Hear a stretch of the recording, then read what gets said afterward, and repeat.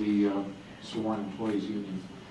At this point, we have a little break from tradition. I'll turn the mic over to Mike.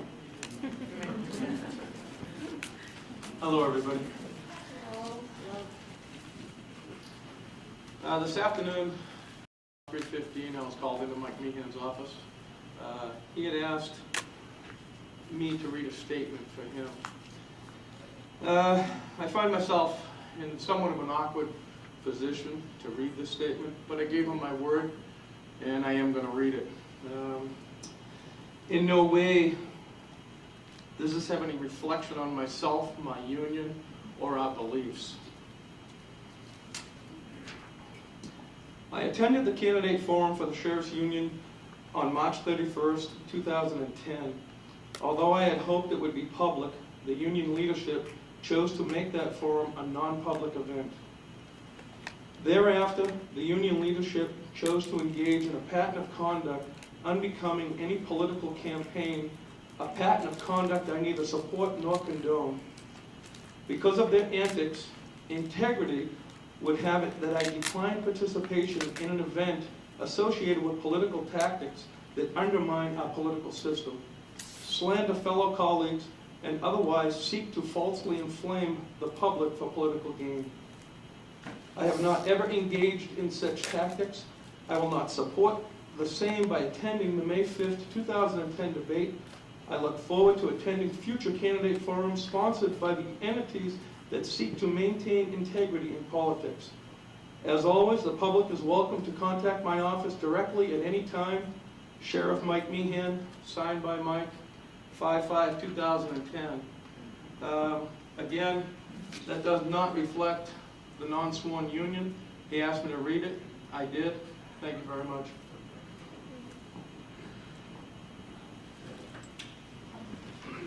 It's unfortunate that Sheriff Meehan couldn't be here tonight.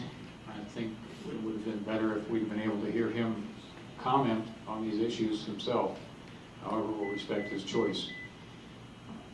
In the interest of fairness, Sheriff Meehan will be provided with a copy of the questions asked here tonight. We'll be glad to post his responses in conjunction with the video of the other candidates' responses on our website. The website is www.flatheaddeputies.com. And for those of you that are interested, there is video on that website of the prior debate. So if you're interested, flatheaddeputies.com. The format tonight will be as follows. Previously submitted questions by employees and the press will be used to lead the debate. During the first break, my Vice President, Tom Allen, and Secretary Treasurer Nick Saloy will pass out cards to the audience members that want to submit questions. Please write them to be applicable to all candidates. Tom and Nick will then collect the questions and will attempt to use them in the last portion of the debate. With all three candidates on the Republican ticket, the election for sheriff will be decided in the primary election on June 8th. It's important that everybody be informed. Thank you.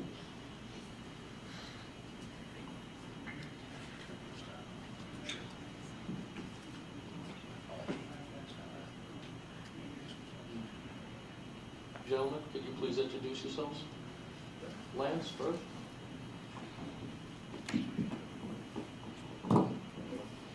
My name is Lance Norman. I'm currently a sergeant at Flathead County Sheriff's Office. And ladies and gentlemen, thanks for coming tonight. My name is Chuck Curry, and I'm a candidate for Flathead County Sheriff.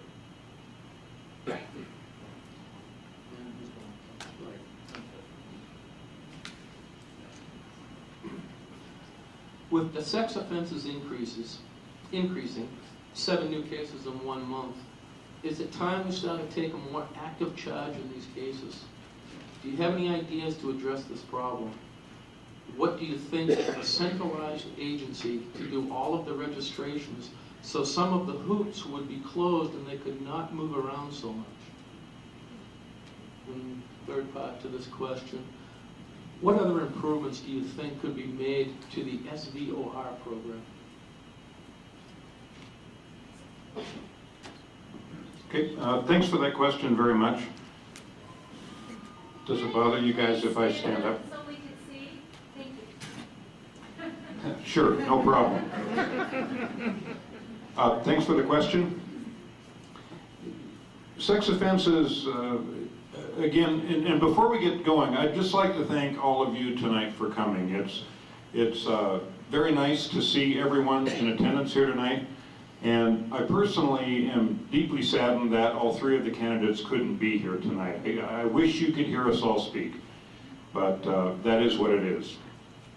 So the question has to do with sexual and violent offenders, and I'm proud to have been a member of the Sheriff's Office for 25 years, and 15 of those years I served as your undersheriff. We usually don't do this little introduction when we're talking before the deputies because they don't know who we are, but with the public here. So I had a lot of experience in dealing with sexual and violent offenders. And sex offenses, if you read the papers, it seems like the numbers are on the rise. And indeed, I don't know that that's true. I think it just became a lot more acceptable to report sexual offenses. I don't know that the numbers have significantly changed, but it seems at least like they're on the rise. I think that the sex offender registration program has been very successful, but I do agree that there are a lot of loopholes currently in that system. Offenders have to register with the law enforcement agency whose jurisdiction they reside in. They tend to be a fairly transient group. So those that live in Kalispell City have to register with the city. Those that live in the county have to register in the county. The same with Whitefish and Columbia Falls. I think there has been good coordination between all of the agencies in Flathead County to help track those, but there are still a lot of loopholes. And I think a central registration point bears looking at and bears some merit. And that would again depend upon cooperation with the various agencies. And the third part of your question, I'm sorry? And do you see any, do you see any other improvements that you could think of for the SDOR program? Which is the sexual Violent offender registration program. Yes, and I think the legislature has done a fairly good job of making people register. I think we need to devote a little more manpower to tracking down those that don't properly register. There's a lot of people, I have a coworker of mine who is involved in a neighborhood here in Kalispell, and she had a sexual offender move in, a registered sex offender move into her neighborhood. She became somewhat frustrated in that it was difficult to determine whether the person was registered or not. She had to do a lot of the legwork herself. And I think we probably need to develop or devote a little more time as law enforcement agencies to tracking these people. Not that it's bad, but sex offenders do have a high recidivism rate. That's why the registry was developed, and I think that's very important to continue. Thank you. Again, thank you very much for coming. Thank you to the two unions for sponsoring this event and the Red Line for being able to host this event tonight and taking time out of your schedule and your lives to come and listen to us answer some questions that have some concern and interest to you. Again, Lance Norman, Sergeant with Flathead County Sheriff's Office. I have 20 years of law enforcement experience, and 2 of those years at the Sheriff's Office were working specifically sex crimes and detectives. So I got to meet face-to-face these people, unfortunately, on a day-to-day basis. At that time, I had a caseload roughly, in general, just under 200 per year. I think the numbers have increased simply because the overall consensus is there's been some education